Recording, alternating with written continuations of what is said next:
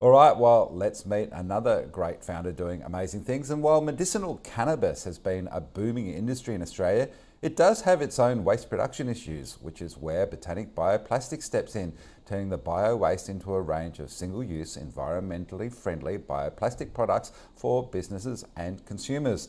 Botanic Bioplastics is now raising on Birchal, and CEO Kerry Steins joins me now to tell us about the company and campaign. Kerry, welcome to the show. This is such a cool idea because, every time we do start producing something, there is a waste stream. What to do with it is a big issue. Everyone is now focused on. You've come up with an amazing solution. Tell us about it. Well, there's a little bit of history to this. The first part of it is Botanic Bioplastics was born out of our parent company, Botanic Wellness. Botanic Wellness is a large grower of hemp biomass for the production of CBD oil. So we grow crops both in the US and Australia. We then harvest those crops. We process those crops to extract the CBD oil from the flower. And then we have a massive amount of hemp biomass waste. We've been doing this for 4 or 5 years. We've got about 4,500 tonnes of biomass saved up.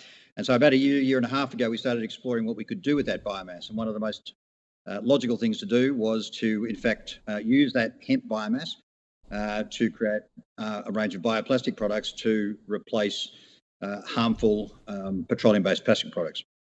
It sounds incredible. Was the technology there to be able to do this, or have you developed it yourself? Look, the technology probably has existed in various forms for quite some time. There are a range of companies delivering or producing bioplastic products.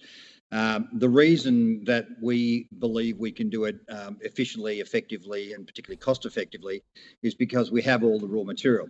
And it's important to understand, I guess, the benefits of hemp as a product over some other agricultural products that are used for bioplastics. Hemp grows in 90 to 110 days, requires very little water, no pesticides.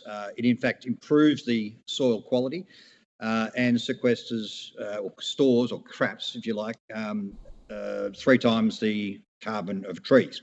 So the product itself is very good from an environmental perspective when it's grown. In terms of its functionality, hemp, as your viewers may or may not know, is a particularly robust and strong product.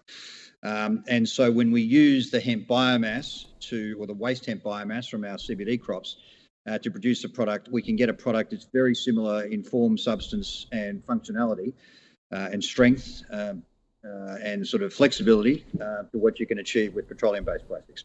And keep in mind, petroleum-based plastics are a fantastic product. But petroleum-based plastics have been around for near enough to 100 years.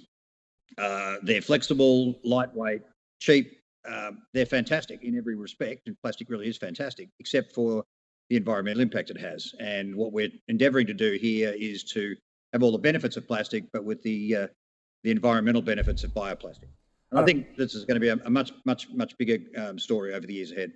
And of course, before they turned up on the scene, hemp was such an important part of our fibre industry and sailing, of course. I always remember the hemp ropes and sails that were made out of the product. So it has a long, proud history. Kerry? Oh, you're dead right. I mean, there's hemp fabrics. There's hemp, what people call hempcrete. So it's concrete made with hemp. As I say, hemp fabrics, hemp beverages. Hemp's it's been around for about 8,000 years.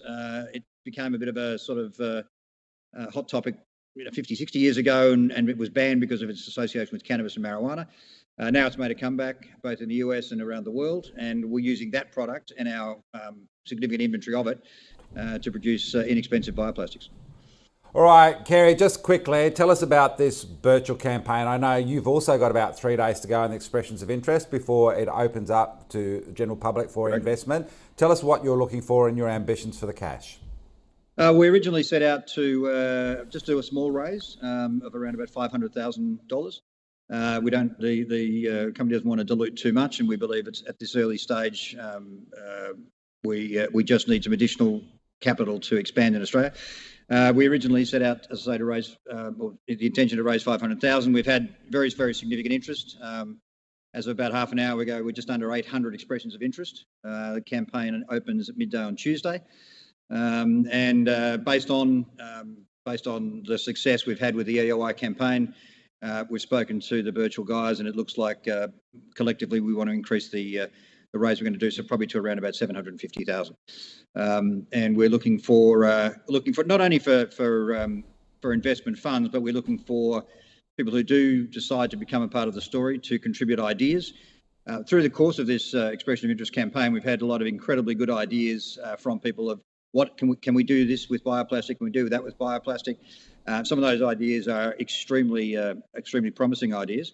And so not only will we be producing the product we're already producing, but we'll be looking at producing new products. It's actually relatively simple. We take the hemp biomass waste, we basically dry it, pulverise it into a powder, mix it with a resin, and then we can either what they call extrusion molds. So basically you squeeze the hemp resin into existing molds, and you can use existing plastic molds with some modifications. They then heat up under extreme pressure for about 30 seconds. The mold opens up, the product falls through, and pretty much we can do anything with bioplastics, and the range of bioplastic products we've got, pretty much anything you can do with traditional plastic.